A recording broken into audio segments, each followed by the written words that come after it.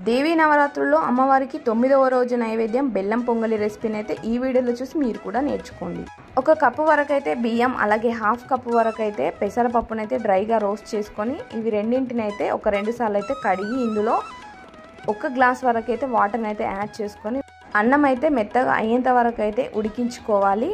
So ఇప్పుడు దీనిలోకి అయితే బెల్లం పానకాన్ని అయితే రెడీ చేసుకుందాం. ఈ బెల్లం పానకం కోసం ముందుగానైతే 1 కప్ అయితే బెల్లంని యాడ్ చేసుకొని ఇందులోకి అయితే వాటర్ని యాడ్ చేసుకొని అయితే పానకాన్ని అయితే రెడీ చేసుకోవాలి. ముందుగానే రెడీ చేసుకున్న అన్నంలోకి అయితే బెల్లం పానకాన్ని అయితే యాడ్ చేసుకొని వీటిని ఒక 15 నిమిషాల పాటు అయితే లో ఫ్లేమ్లో ఉడికించుకోవాలి. ఇలా ఉడికించుకున్న తర్వాత ఇలానైతే ఉంటుంది ఈ పొంగలి. ఇప్పుడు ఇందులోకి అయితే యాలకుల పౌడర్ని అయితే యాడ్ చేసుకోండి. ఇప్పుడు ఇందులోకి అయితే నెయ్యిలో వేయించుకున్న డ్రై ఫ్రూట్స్ని నెయ్యితో పాటు అయితే ఇందులో వేసుకున్నారంటే అంతేనండి, అమ్మవారికి 9వ రోజు నైవేద్యం బెల్లం పొంగలి రెసిపీ అయితే రెడీ అయిపోతుంది. మీరు